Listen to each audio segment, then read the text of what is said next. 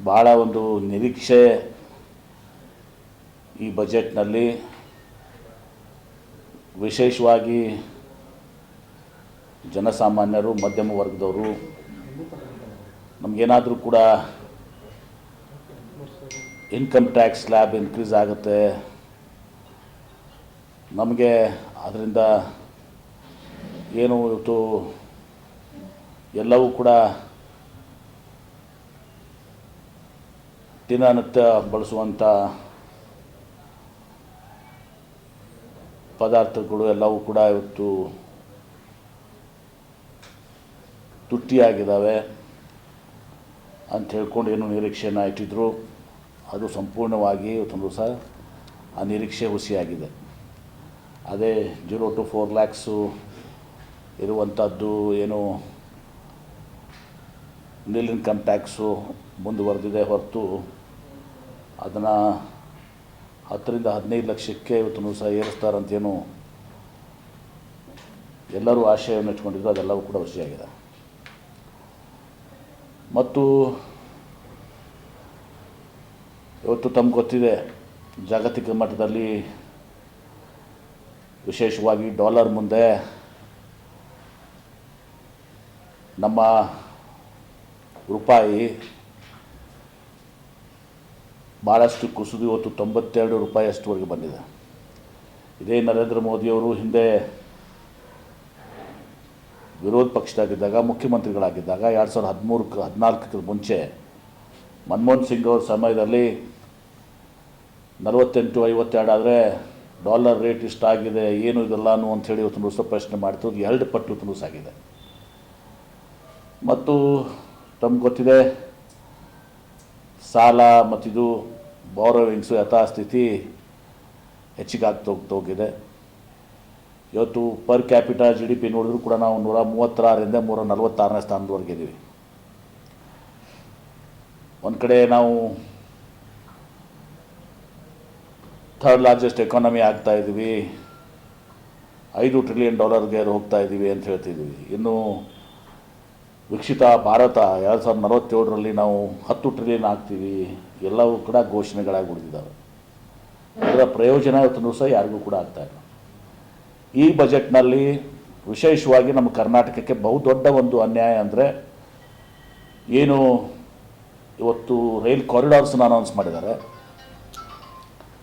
ಆ ಕಾರಿಡಾರ್ಸ್ನಲ್ಲಿ ಪ್ರಮುಖವಾಗಿ ಉತ್ತರ ಕರ್ನಾಟಕ, ಅದು ಪ್ರಹ್ಲಾದ್ ಜೋಶಿ ಅವರು ಇದ್ಕೊಂಡು ಪುಣೆ ಟು ಬ್ಯಾಂಗ್ಳೂರ್ ಏನಿದೆ, ಪುಣೆ ಮತ್ತು ಮುಂಬೈ ಆಗಿದೆ, ಪುಣೆ ಟು ಹೈದರಾಬಾದ್ ಆಗಿದೆ. ಆದರೆ ಪುಣೆ ಮುಂಬೈ ಏನಿದೆ ಇದು ಪ್ರಮುಖವಾಗಿರುವಂಥದ್ದು. ವಿಶೇಷವಾಗಿ ಉತ್ತರ ಕರ್ನಾಟಕ, ಮಧ್ಯ ಕರ್ನಾಟಕ ಎಲ್ಲವನ್ನು ಕೂಡ ಕವರ್ ಆಗುವಂಥದ್ದು. ಭಾಳ ದೊಡ್ಡ ಅನ್ಯಾಯವನ್ನು ಇವತ್ತು ಸಹ ಇವತ್ತು ಕೇಂದ್ರ ಸರ್ಕಾರ, ಮೋದಿಯವರ ಸರ್ಕಾರ, ನಿರ್ಮಲಾ ಸೀತಾರಾಮನ್ ಅವರು ಇವತ್ತು ಸಹ ನಮ್ಮ ರಾಜ್ಯಕ್ಕೆ ಉತ್ತರ ಕರ್ನಾಟಕ, ಮಧ್ಯ ಕರ್ನಾಟಕ ಮತ್ತು ಬೆಂಗಳೂರುವರೆಗೆ ಇವತ್ತು ಸಹ ತಲುಪುವಂಥದ್ದು ಭಾಳ ದೊಡ್ಡ ಒಂದು ಎಕಾನಮಿಕ್ ಕಾರಿಡಾರ್ ಇತ್ತು. ಇದು ಕೇವಲ ಕರ್ನಾಟಕ ರಾಜ್ಯ ಅಷ್ಟೇ ಅಲ್ಲ, ಭಾರತ ದೇಶದ ಒಂದು ಪ್ರಮುಖವಾದಂಥ ಕಾರಿಡಾರ್ ಇದು. ನಾವು ಭಾಳ ನಿರೀಕ್ಷೆಯನ್ನು ಹೊಂದಿದ್ದೀವಿ. ಹಿಂದೆ ಪುಣೆ ಬ್ಯಾಂಗ್ಳೂರು ಎಕ್ಸ್ಪ್ರೆಸ್ ವೇ ಬಗ್ಗೆ ಮಾತನಾಡ್ತೀವಿ, ಅದು ಕೂಡ ನನಗೂ ದಿಗ್ಬಿದ್ದಿದೆ. ಈಗ ಈ ಕಾರಿಡಾರ್ನು ನೋಡಿದಾಗ, ರೈಲ್ವೆ ಕಾರಿಡಾರ್ನ ಅನೌನ್ಸ್ ಏನು ಮಾಡಿದ್ದಾರೆ, 7 ಕಾರಿಡಾರ್ನಲ್ಲಿ ಪುಣೆ ಬ್ಯಾಂಗ್ಳೂರು ಕಾರಿಡಾರ್ ಇವತ್ತು ದಿವಸ ಆಗಿದೆ. ಇನ್ನು ಯಾವ ಮುಖ ಹೊತ್ತು ಇವತ್ತು ದಿವಸ ಪ್ರಹ್ಲಾದ್ ಜೋಶಿಯವರು, ಸೋಮಣ್ಣವರು ಇವತ್ತು ನಮ್ಮ ರಾಜ್ಯಕ್ಕೆ ಬಂದು ಜನರನ್ನ ಮುಖ ತೋರಿಸ್ತಾರೆ ಅನ್ನೋದು ನಾವು ಆಶ್ಚರ್ಯಪಡಬೇಕಾಗಿದೆ, ಕಾಣಬೇಕಾಗಿದೆ ಇವತ್ತು ದಿವಸ.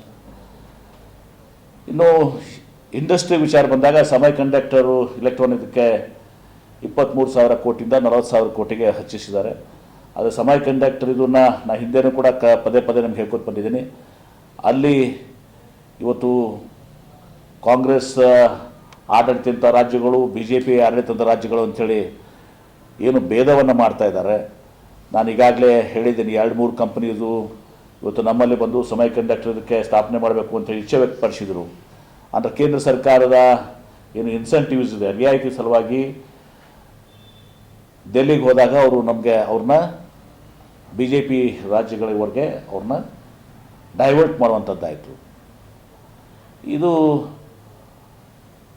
ಪ್ರಜಾಪ್ರಭುತ್ವ ವ್ಯವಸ್ಥೆಯಲ್ಲಿ ದೇಶದ ಹಿತದಿಂದ ಇವತ್ತು ಕಾಂಗ್ರೆಸ್ ರಾಜ್ಯ BJP ರಾಜ್ಯ ಅಂಥೇಳಿ ಏನು ಬೇರ್ಪಡಿಸ್ತಾ ಇದ್ದಾರೆ, ಇದು ಭಾಳ ಆತಂಕಕಾರಿಯಾಗಿದ್ದಂಥದ್ದು.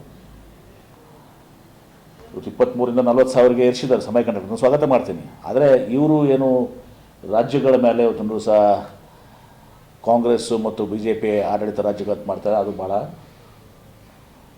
ಅನ್ಯಾಯ ಮಾಡುವಂಥದ್ದು. ಅದರಲ್ಲಿ ವಿಶೇಷವಾಗಿ ಆ ಇಂಡಸ್ಟ್ರೀಸ್ ಇಲ್ಲಿ ಒಲವು ತೋರಿಸಿದಾಗ ಅವ್ರನ್ನ ಬೇರೆ ಕಡೆ ಡೈವರ್ಟ್ ಮಾಡುವಂಥದ್ದು ಭಾಳ ದೊಡ್ಡ ಅನ್ಯಾಯ ಅದು. ಇವತ್ತು ಇನ್ನು ಉಳಿದಂಥ ವಿಚಾರ, ಕೆಲವು ಕ್ಯಾನ್ಸರ್ ಮತ್ತು ಇನ್ನು ಉಳಿದ ಸುಮಾರು 17 ಔಷಧಿಗಳನ್ನ ಇವತ್ತೊಂದು ದಿವಸ ಕಡಿಮೆ ಮಾಡೋದನ್ನು ಸ್ವಾಗತ ಮಾಡ್ತೀನಿ ನಾನು. ಅದು ಆಗಬೇಕಾಗಿದ್ದಂಥದ್ದು. ಕ್ಯಾನ್ಸರು ಮತ್ತು ಇನ್ನಿತರ ಕಿಡ್ನಿ, ಡಯಾಬಿಟಿಕ್ಕು ಡ್ರಗ್ಸ್ ಏನಿದ್ದಾವೆ, ಆ ಡ್ರಗ್ಸಿಗೆ ಅದು ಕಡಿಮೆ ಮಾಡಿದ್ರೆ ಸ್ವಾಗತ ಮಾಡ್ತೀನಿ. ಎಲ್ಲವನ್ನ ಟೀಕೆ ಮಾಡ್ತಾಯಿಲ್ಲ. ಆದರೆ ಪ್ರಮುಖವಾಗಿ ಇವತ್ತೊಂದು ದಿವಸ ಮತ್ತು ಇನ್ನೊಂದು, ನಮ್ಮ ಕ್ವಿನ್ ಸಿಟಿ ಮಾಡೆಲ್, ಬಹುಶಃ ಕ್ವಿನ್ ಸಿಟಿ ಮಾಡೆಲನ್ನು ನಾವು ರಾಜ್ಯದಲ್ಲಿ ಇಡೀ ದೇಶದಲ್ಲಿ ನಾವೇ ಪ್ರಾರಂಭ ಮಾಡಿದ್ದು. ಫಾರಿನ್ ಯೂನಿವರ್ಸಿಟೀಸ್ ಬರಬೇಕು ಅಂಥೇಳಿ ಅದನ್ನು ಈಗ ಎಲ್ಲರೂ ಕೂಡ ಬೇರೆ ರಾಜ್ಯಗಳು ಇದು ಮಾಡ್ತಾ ಇರೋದು ತಪ್ಪೇನಿಲ್ಲ. ಅದರಲ್ಲಿ ಈಗ ಫಾರಿನ್ ಯೂನಿವರ್ಸಿಟೀಸ್ ಬರಬೇಕು ಅಂಥೇಳಿ ಚಂದ್ರಬಾಬು ನಾಯ್ಡು ಅವರು ಪ್ರಯತ್ನ ಮಾಡ್ತಾ ಇದ್ದಾರೆ. ಕೆಲವೊಂದು ಅಲ್ಲಿಗೂ ಬಂದಿದ್ದಾರೆ, ಮಹಾರಾಷ್ಟ್ರ ಮುಖ್ಯಮಂತ್ರಿ ಫಡ್ನವೀಸ್ ಮಾಡಿದ್ದಾರೆ, ಕೆಲವೊಂದು ಅಲ್ಲಿಗೆ ಹೋಗಿದ್ದಾರೆ, ನಮ್ಮಲ್ಲಿ ಕೆಲವೊಂದೆಲ್ಲ ಬಂದಿದ್ದಾರೆ. ಆ ಕ್ವಿನ್ ಸಿಟಿ ಮಾಡೆಲನ್ನು ಕೊಟ್ಟಂಥವ್ರು ನಾವು. ಇದು ಕರ್ನಾಟಕ. ಈಗ ಅವರು 5 ಆ ಕ್ವಿನ್ ಸಿಟಿ ಮಾದರದಲ್ಲಿ ಯೂನಿವರ್ಸಿಟೀಸು, ಅಲ್ಲಿನೇ ರೆಸಿಡೆನ್ಷಿಯಲ್, ಇದು ವರ್ಕ್ ಟು ವರ್ಕು, ಇನೋವೇಷನ್ನು, ರಿಸರ್ಚು, ನಮ್ಮ ಕ್ವಿನ್ ಸಿಟಿ ಮಾಡೆಲನ್ನು ಇವತ್ತೊಂದು ದಿವಸ ಅವರು ರಿಪ್ಲಿಕೇಟ್ ಮಾಡ್ತಾ ಇದ್ದಾರೆ. ಆದರೆ ನಾನು ಹೇಳೋದಿಷ್ಟೇ, ರಿಪ್ಲಿಕೇಟ್ ಮಾಡಿ ಸಂತೋಷ, ಎಲ್ಲರೂ ಕೂಡ ಮಾಡಬೇಕು. ಆದರೆ ಅದು ನಮ್ಮ ಈಗೇನು ಕ್ವಿನ್ ಸಿಟಿ ಆಗಿದೆ, ಆ ಕ್ವಿನ್ ಸಿಟಿಗೆ ನಾವು ಪ್ರಸ್ತಾವನೆ ಕಳಿಸ್ತೀವಿ. ನಮ್ಮ ಕ್ವಿನ್ ಸಿಟಿ ನಾವು ಮಾಡಿದಂಥದ್ದು ಪ್ರಥಮ ಇಡೀ ದೇಶದಲ್ಲಿ. ಆ ಕ್ವಿನ್ ಸಿಟಿಗೆ ಇವತ್ತೊಂದು ದಿವಸ ತಾವೇನು ಈ ಘೋಷಣೆ ಮಾಡಿದರೆ 5 ಕ್ವಿನ್ ಸಿಟಿನೂ ಕೂಡ ಒಂದು ಅಂಥೇಳಿ ಇವತ್ತೊಂದು ದಿವಸ ನೀವು ರಿಕಗ್ನೈಸ್ ಮಾಡಿ ಅದಕ್ಕೆ ಸೂಕ್ತವಾದಂಥ ಎಲ್ಲ ಹಣಕಾಸಿನ ನೆರವು, ಸೌಲಭ್ಯಗಳು, ಏನೇನು ರಿಯಾಯಿತಿಗಳು ಏನೇನು ಘೋಷಣೆ ಮಾಡಬೇಕಾದ್ರೆ ಅದನ್ನು ಕ್ವಿನ್ ಸಿಟಿಗೆ ಕೊಡಬೇಕು ಅಂಥೇಳಿ ನಾನು ಆಶೆ ಮಾಡ್ತೇನೆ. ಅದನ್ನು ನಾನು ಪತ್ರವನ್ನು ಕೂಡ ನಮ್ಮೆಲ್ಲ ಸಂಸದರಿಗೆ ಮತ್ತು ಸಚಿವರಿಗೆ, ನಮ್ಮ ರಾಜ್ಯ ಸಂಸದ ಸಚಿವರಿಗೆ, ಎಲ್ಲ ಸಂಸದರಿಗೂ ಕೂಡ ಮತ್ತು ಕೇಂದ್ರ ಸಚಿವರಿಗೂ ಕೂಡ ನಾನು ಇನ್ಕ್ಲೂಡಿಂಗ್ ಫೈನಾನ್ಸ್ ಮಿನಿಸ್ಟರ್ಗೆ ನಾನು ಬರಿತೀನಿ, ಮುಖ್ಯಮಂತ್ರಿಗಳಿಂದ ಬರಿತೀನಿ, ನಾನು ಕೂಡ ಬರಿತೀನಿ. ಹೀಗಾಗಿ ಇದಷ್ಟೇ ಇವತ್ತು ದಿವಸ. ಮತ್ತು ವಿಶೇಷವಾಗಿ ರೈತರ ಬಗ್ಗೆ ಭಾಳ ಮಾತನಾಡ್ತಾ ಇದ್ದರು. ಬರೀ ಇವರು ಘೋಷಣೆಗಳನ್ನ ಮಾಡ್ತಾರೆ, ರೈತರ ಬಗ್ಗೆ ಇದರಲ್ಲಿ ಏನೂ ಕೂಡ ಅಂಥದ್ದು ಗಣನೀಯವಾಗಿದ್ದಂತಲ್ಲ. ಎಲ್ಲವೂ ಕೂಡ ಚಾಲೆಂಜಿಂಗ್ ಮೆಥಡು, ಆ ಮೆಥಡು, ಈ ಮೆಥಡು, ಅದನ್ನು ಕೂಡ ಯಾರಿಗೂ ಸ್ಪಷ್ಟತೆಯನ್ನು ಹೇಳಿಲ್ಲ. ಆಮೇಲೆ ರೇರ್ ಮಟೀರಿಯಲ್ಸ್ನಲ್ಲಿ ಇವತ್ತೊಂದು ದಿವಸ ಕೆಲವೊಂದು 3-4 ರಾಜ್ಯಗಳನ್ನ ಇದು ಮಾಡಿದ್ದಾರೆ. ನಮ್ಮಲ್ಲಿ ಗದಗಿದೆ ಮತ್ತು ಇತ್ತೀಚೆಗೆ ನನಗೆ ಗೊತ್ತಿಲ್ಲ, ಒಂದು ನಾನು ಅಥೆಂಟಿಕೇಟೆಡ್ ಅಲ್ಲ, ನಾನು ತಿಳ್ಕೊಂಡಿದ್ದೀನಿ. ಇವತ್ತು ನಮ್ಮಲ್ಲಿ ಚಾಮರಾಜನಗರದಲ್ಲಿ ಕೂಡ ಒಂದು ಸಹ ರೇರ್ ಮಟೀರಿಯಲ್ ಇದೆ ಅಂಥೇಳಿ, ಗದಗು ಚಾಮರಾಜನಗರದಲ್ಲಿ. ಆ ರೇರ್ ಮಟೀರಿಯಲ್ ಇದರಲ್ಲಿ 4 ಏನು ರಾಜ್ಯಗಳನ್ನ ಇದು ಮಾಡಿದ್ದಾರೆ, ಅದರಲ್ಲಿ ಕೂಡ ಕರ್ನಾಟಕ ರಾಜ್ಯವನ್ನು ಇವತ್ತು ಸೆಲೆಕ್ಟ್ ಮಾಡಿಲ್ಲ. ಇನ್ನು ಕೆಮಿಕಲ್ ಇಂಡಸ್ಟ್ರೀಸ್ನ ಮಾಡ್ತೀವಿ, ಯಾರು ಅದಕ್ಕೆ ಮುಂದೆ ಬರ್ತಾರೆ, ಅದಕ್ಕೆ ಎಲ್ಲನೂ ಚಾಲೆಂಜಿಂಗ್ ಮೆಥಡ್, ಅದರೆಲ್ಲನೂ ಕೂಡ. ಆದರೆ ಒಂದು ಅಡ್ಡಗೋಡೆ ಮೇಲೆ ದೀಪ ಇಟ್ಟ ಹಾಗೆ ಮಾತನಾಡಿದ್ದಾರೆ. ಅದನ್ನು ನಾವು ಅಭ್ಯಾಸ ಮಾಡಿ ಅದನ್ನು ಅರ್ಥ ಮಾಡ್ಕೊಂಡು ನಾವು ಕೂಡ ಅದರಲ್ಲಿ ಅವರ ಚಾಲೆಂಜಿಂಗ್ ಮೆಥಡ್ಸ್ ಏನೇನಿದ್ದಾವೆ ಆ ಚಾಲೆಂಜ್ಗಳನ್ನ ನಾವು ಕೂಡ ಅರ್ಥ ಮಾಡಿಕೊಂಡು ಮುನ್ನಡೀತೀವಿ. ಒಟ್ಟಾರೆ ಹೇಳಬೇಕಂದ್ರೆ ಇದು ಕೇಂದ್ರ ಸರ್ಕಾರ ನಮ್ಮ ಕರ್ನಾಟಕ ರಾಜ್ಯಕ್ಕೆ ಭಾಳ ದೊಡ್ಡ ಅನ್ಯಾಯವನ್ನು ಮಾಡಿದೆ. ಇವತ್ತು ರೈತರಿಗಾಗಲಿ, ಇವತ್ತು ಜನಸಾಮಾನ್ಯರಿಗಾಗಲಿ, ಮಧ್ಯಮ ವರ್ಗ ಭಾಳಷ್ಟು ಇವತ್ತು ಸಹ petrol rate, diesel rate, gas cylinder rate ಎಲ್ಲವೂ ಕೂಡ ತುಟ್ಟಿಯಾಗಿತ್ತು. ಮಧ್ಯಮ ವರ್ಗದವ್ರನ್ನು ಕೂಡ ಇವತ್ತು ಸಹ ಸಂಪೂರ್ಣವಾಗಿ ಏನು ಇವರು ಮಧ್ಯಮ ವರ್ಗದ ಪರವಾಗಿದ್ದೀವಿ ಅಂತ ಹೇಳ್ತಾ ಇದ್ದಾರೆ. ಅಪರ್ ಮೀಡಿಯಮ್ ಕ್ಲಾಸ್ ಇದ್ದರೆ particularly lower medium class, salaried class ಏನಿದೆ ಎಲ್ಲರನ್ನ ನಿಮ್ಮನ್ನು ಒಳಗೊಂಡು, ಇವತ್ತು ಮೀಡಿಯಾದವ್ರನ್ನು ನೀವೇನಿದ್ದೀರಿ ನಿಮ್ಮನ್ನೆಲ್ಲ ಒಳಗೊಂಡು ನಿಮಗೆ ಸಂಪೂರ್ಣವಾದಂಥ ನಿರಾಶೆಯನ್ನು, ಅನ್ಯಾಯವನ್ನು ಇವತ್ತು ಸಹ ಕೇಂದ್ರ ಬಜೆಟ್ ಮಾಡಲಾಗಿದೆ. ಸರ್, ಹಿಂದೆ ಬೇರೆ ಬೇರೆ ರಾಜ್ಯಗಳಿಂದ ಏನು ನಿರೀಕ್ಷೆ ಇದೆ ಅಂತೇಳಿ ಅವ್ರು ತಗೊಳ್ತಿದ್ರು. ಆದರೆ ಈಗಿನ ಕಳೆದ ತಿಂಗಳನ್ನು ಗಮನಿಸಿದಾಗೆ ಅಂತ ಮಹತ್ವದ ಸಭೆಯನ್ನೇನು ಮಾಡಿಲ್ಲ. ಸಭೆಯೂ ಮಾಡಿಲ್ಲ. ಇವತ್ತು ನಾವು ನಮ್ಮ ಮುಖ್ಯಮಂತ್ರಿಗಳು ಪತ್ರ ಬರೆದಿದ್ದಾರೆ. ಅದನ್ನು ಕೂಡ ಹೇಳಿದ್ದಾರೆ, ಡೆವಲ್ಯೂಷನ್ನಲ್ಲಿ ನಾವು ಇಷ್ಟು ಕೊಡ್ತಾ ಇದ್ದೀವಿ ಹಾಗೆ ಹೇಗೆ ಅಂತೇಳಿ ಅದರಲ್ಲಿ ಸ್ಪಷ್ಟ ಇದೆಯಲ್ಲ. ಇವತ್ತು ಅದನ್ನು ಬಹುಶಃ ಕಂಪ್ಲೀಟ್ ಡಿಟೇಲ್ಡ್ ಕಾಪಿ ಇದು ಬಂದ ಮೇಲೆ ವಿಶೇಷವಾಗಿ ನಮ್ಮ ಆರ್ಥಿಕ ಇದರಲ್ಲಿ ಮುಖ್ಯಮಂತ್ರಿಗಳು ಅದನ್ನು ಅರ್ಥ ಮಾಡ್ಕೊಳ್ಳುವಂಥ ಸಾಮರ್ಥ್ಯ ಇವತ್ತು ದಿವಸ ಇದೆ. ನಾವು 16ನೇ ಹಣಕಾಸಿನ ಫೈನಾನ್ಸ್ ಕಾರ್ಪೊರೇಷನಲ್ಲಿ ನಮಗೆ ಏನು 14th ಮತ್ತು 15th ಫೈನಾನ್ಸ್ ಕಾರ್ಪೊರೇಷನಲ್ಲಿ ಸುಮಾರು ನಮಗೆ ವ್ಯತ್ಯಾಸ ಸುಮಾರು 65ರಿಂದ 70 ಸಾವಿರ ಕೋಟಿ ರೂಪಾಯಿ ನಮಗೆ ಅನ್ಯಾಯ ಆಗಿತ್ತು. ಅದು ಸರಿಪಡಿಸಬೇಕು ಅಂತೇಳಿ ಕೇಳಿದ್ದೀವಿ. ಏನು ನಮ್ಮ ಟ್ಯಾಕ್ಸ್ ಎವಲ್ಯೂಷನಲ್ಲಿ 100 ರೂಪಾಯಿ ನಾವು ಕೊಟ್ಟಾಗ 15 ರೂಪಾಯಿ ಅಷ್ಟೇ ಮತ್ತು ನಮ್ಮ ಬಾಕಿ ಬರ್ತಾ ಇದೆ ಅನ್ನೋದನ್ನು ಕೂಡ ನಾವು ಅವ್ರಿಗೆ ಇದು ಮಾಡಿದ್ವಿ. ಅದರಲ್ಲಿ ಹೆಚ್ಚಿನ ಹಣವನ್ನು ಕೊಡಬೇಕಂದಿದ್ದೀವಿ. ಅದು ನಾವು ಏನು ಅವರು ಹೇಳಿದ್ದಾರೆ ಬರೀ ಘೋಷಣೆ ಮಾಡಿದಷ್ಟು ಕೊಡ್ತಾ ಇದ್ದೀವಿ ನಾವು ಅಂಥೇಳಿ ಸುಮಾರು 1,40,000 ಕೋಟಿ ಎಷ್ಟು ಹೇಳಿದ್ದಾರೆ. ಅದನ್ನು ಚೆಕ್ ಮಾಡಬೇಕು ಯಾರ್ಯಾರು ರಾಜ್ಯಗಳು ಏನು ಇದು ಮಾಡಿದ್ದಾರೆ ಅಂತೇಳಿ. ಇಂಡಸ್ಟ್ರಿ ಡಿಪಾರ್ಟ್ಮೆಂಟ್ ಇಂದ ಏನಾದರೂ ಪ್ರಸ್ತಾವನೆ ಸಲ್ಲಿಸಿದ್ರಾ ಸರ್? ಏನಾದರೂ ಡಿಮ್ಯಾಂಡ್? ನೋಡಿ, ಇಂಡಸ್ಟ್ರಿ ಡಿಪಾರ್ಟ್ಮೆಂಟಲ್ಲಿ ಉತ್ತರ ಸಹ ಯಾವಾಗಲೂ ಕೂಡ ಇದು ಡಿಫೆನ್ಸ್ ಕಾರಿಡಾರ್ ಬಗ್ಗೆ ಕೇಳಿದ್ದೀವಿ. ನಿಮ್ಗೆ ಗೊತ್ತಿದೆ, ಓಪನ್ ಆಗಿ ನಾವು ಡಿಫೆನ್ಸ್ ಕಾರಿಡಾರ್ ಬಗ್ಗೆ ಕೇಳಿದ್ದೀವಿ. ಡಿಫೆನ್ಸ್ ಕಾರಿಡಾರ್ ಕೊಟ್ಟಿಲ್ಲ. ರೇಲ್ ಕಾರಿಡಾರ್ನೇ ಪ್ರಮುಖವಾಗಿ ನೀವೇ ಹೇಳಿ, ಇವತ್ತು ಬಾಂಬೆ, ಪುಣೆ, ಇವತ್ತು ಬೆಂಗಳೂರು ಅತ್ಯಂತ ಪ್ರಮುಖವಾದದ್ದು.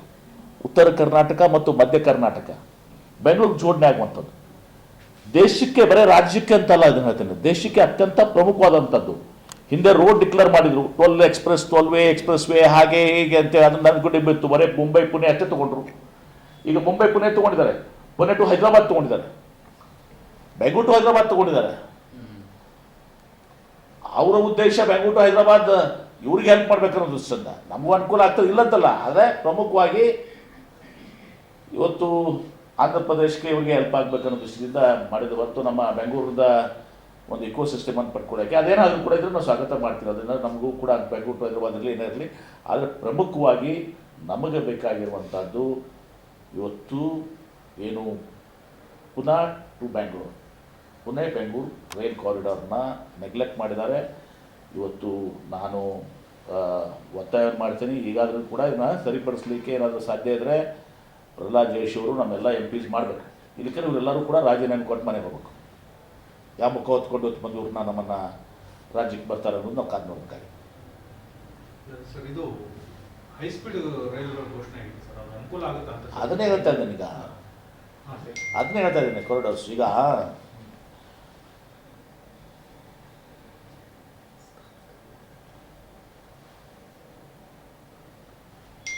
Mumbai Pune, Pune Hyderabad, Hyderabad Chennai, Chennai Bengaluru, Delhi Varanasi, Varanasi Siliguri, high speed rail corridors ಏನು ಇದರಲ್ಲಿ ಪ್ರಮುಖವಾಗಿ ಹಿಂಗಿರ್ಬೇಕು. ಪುನಾ ಟು ಬೆಂಗಳೂರು ಇರಬೇಕಾಗಿತ್ತು. ಪ್ರಮುಖವಾಗಿ ಎಲ್ಲದಕ್ಕಿಂತ ಮಹತ್ವದ ಅದು.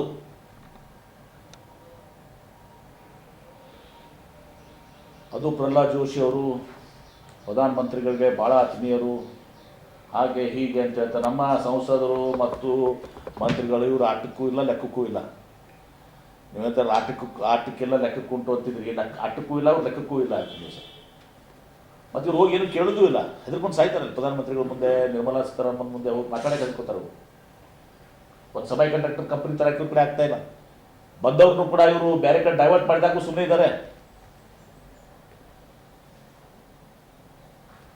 ನೋಡೋಣ, ಈಗ 23ರಿಂದ 40 ಸಾವಿರ ಕೋಟಿ ರೂಪಾಯಿ ಏನು ನೀವು ಎಲೆಕ್ಟ್ರಾನಿಕ್ಸು ಸಬೈ ಕಂಡಕ್ಟರ್ ಘೋಷಣೆ ಮಾಡಿದಿರಿ. ನಾವು ಮತ್ತೆ ನಮ್ಮ ಏನು ಸಬೈ ಕಂಡಕ್ಟರ್ ಇಂಡಸ್ಟ್ರೀಸ್ ಏನಿದ್ದಾವೆ ನಾವು ಇನ್ನೂ ಬಿಟ್ಟಿಲ್ಲ. ನಮ್ಮ ಪ್ರಯತ್ನವನ್ನು ನಾವು ನಿರಂತರವಾಗಿ ಮಾಡ್ಕೊಂಡು ಬಂದಿದ್ದೀವಿ. ಕೆಲವು niche companies, lab research, Applied Materials, ಈಗ ಅನೇಕ ಕಂಪನೀಸ್ಗಳನ್ನ ಅದು ಮಾಡಿದ್ವಿ.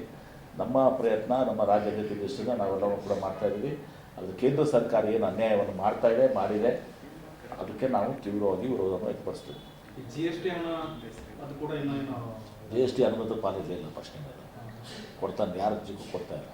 ಟ್ಯಾಕ್ಸ್ ಡೆವಲ್ಯೂಷನಲ್ಲಿ ನಮಗೆ 100% 15 ಪೈಸೆ ಬರ್ತದೆ. ಈಗ ಹೇಳಿದ್ದಾರೆ ಈ ರಾಜ್ಯಗಳಿಗೆ ನಾವು ಟ್ಯಾಕ್ಸ್ ಡೆವಲ್ಯೂಷನ್, ನಾನು ಫೈನ್ ಪ್ರಿಂಟ್ ನನಗೆ ಗೊತ್ತಿಲ್ಲ. ಈಗ ನಾನು ವಿತೌಟ್ ಇದು ಮಾಡಲಾದ್ರೆ ಮಾತಾಡೋದು ಬಹುಶಃ ಮುಖ್ಯಮಂತ್ರಿಗಳನ್ನ ಮಾತನಾಡ್ತಾರೆ. ಮುಖ್ಯಮಂತ್ರಿಗಳನ್ನೆಲ್ಲ ನೋಡಿ ಅವರು ಕೂಡ ಮಾಡ್ತಾರೆ. ಕೆಲವ್ರಿಗೆ ಏನು ನನಗೆ ತಿಳಿದಿರುವಂಥದ್ದು ನಿಮಗೂ ಗೊತ್ತಿದೆ. ಅದು ಉದಾಹರಣೆಗಾಗಿ ಪುಣೆ ಬೆಂಗಳೂರು, ಆಮೇಲೆ ರೇರ್ ಅರ್ತ್ ಪಾರ್ಕು ಏನ್ರಿ ಕ್ವಿನ್ ಸಿಟಿ ಏನು ಅನೌನ್ಸ್ ಮಾಡಿದ್ದಾರೆ ಅವರು ಒಂದು ದಿವಸ ಮಾಡೆಲನ್ನು.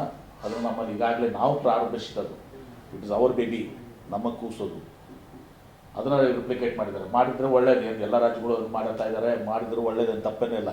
ಆದರೆ ನಾವೇನು ಇದಕ್ಕೆ ಮೂಲ ಇದು ಮಾಡಿದ್ದೀವಿ, ನಮಗೆ ಅದರಿಂದ ನಾವು ಪ್ರಪೋಸಲನ್ನು ಮೂವ್ ಮಾಡ್ತೀವಿ. ಈಗ ಆಲ್ರೆಡಿ ದಿಸ್ ಕ್ವಿನ್ ಸಿಟಿ ಈಗಾಗಲೇ ನಾವು ಲ್ಯಾಂಡ್ ಅಕ್ವಿಷನ್ ಮಾಡ್ತಾಯಿದ್ದೀವಿ. ಇವತ್ತು ಈಗಾಗಲೇ ಡೆವಲಪ್ಮೆಂಟ್ಸನ್ನು ಕೂಡ ಟೆಂಡರ್ ಕರೆದು ಈಗಾಗಲೇ ಟೊಯೋಟಾ ಒಂದು ಕಂಪನಿಗೆ ನಾವು ಒಂದು 300 acres ಅಲೋಕಟ್ಟು ಮಾಡಿದ್ದೀವಿ ಒಂದು ರಿಸರ್ಚ್ ಪಾರ್ಕಿಗೆ. ಸೊ ಹೀಗಾಗಿ ಜಪನೀಸ್ ಇಂಟರ್ನ್ಯಾಷನಲ್ ಆಗ್ತಾಯಿದೆ. ಅನೇಕ ಯೂನಿವರ್ಸಿಟೀಸ್ಗಳು ಬರ್ತಾ ಇದ್ದಾರೆ. ಅವೆಲ್ಲವೂ ಕೂಡ ಗಮನಿಸಿದಿರಿ. ಹೀಗಾಗಿ ಅದಕ್ಕೆ ನಮಗೆ ಸಪೋರ್ಟ್ ಮಾಡಿ ಅಂತ ಕೇಳ್ತೀವಿ. ನೋಡೋಣ ಏನು ಮಾಡ್ತಾರೆ. ಈ ಮೇಕೆದಾಟು, ಕೃಷ್ಣ ಮತ್ತೆ ಭದ್ರಾ ಮೇಲ್ದಂಡೆ ಕೂಡ ಯೋಜನೆಗಳು ಘೋಷಣೆ ಆಗ್ಬೋದು. ಘೋಷಣೆ ಮಾಡಿದ್ದೇ ಹಿಂದೆ ಕೊಟ್ಟಿಲ್ಲ. 5,600 ಕೋಟಿ ರೂಪಾಯಿ ಅಪರ್ ಭದ್ರಾ ಕೊಡ್ತೀವಿ ಅಂತೇಳಿ ಕ್ಯಾಬಿನೆಟ್ ಡಿಸಿಷನ್ ಮಾಡಿ ಘೋಷಣೆ ಮಾಡಿದ್ದೇ ಕೊಟ್ಟಿಲ್ಲ. ಈಗ ಯಾರು ಕೊಡ್ತಾರಾ? ಅದೂ ಇಲ್ಲ, ಈಗೂ ಇಲ್ಲ. ಆಮೇಲೆ ಅಪರ್ ಕೃಷ್ಣ ಪ್ರಾಜೆಕ್ಟನ್ನು ನ್ಯಾಷನಲ್ ಪ್ರಾಜೆಕ್ಟ್ ಮಾಡಬೇಕು ಅಂತ ನಾವು ಕೇಳ್ಕೊಂಡಿದ್ವಿ. ನೋಟಿಫಿಕೇಶನ್ ಮಾಡಬೇಕು ಅಂತ ಕೇಳಿದ್ವಿ. ಕೃಷ್ಣ ನ್ಯಾಯಾಧಿಕರಣ ತೀರ್ಪು ಎರಡನ್ನು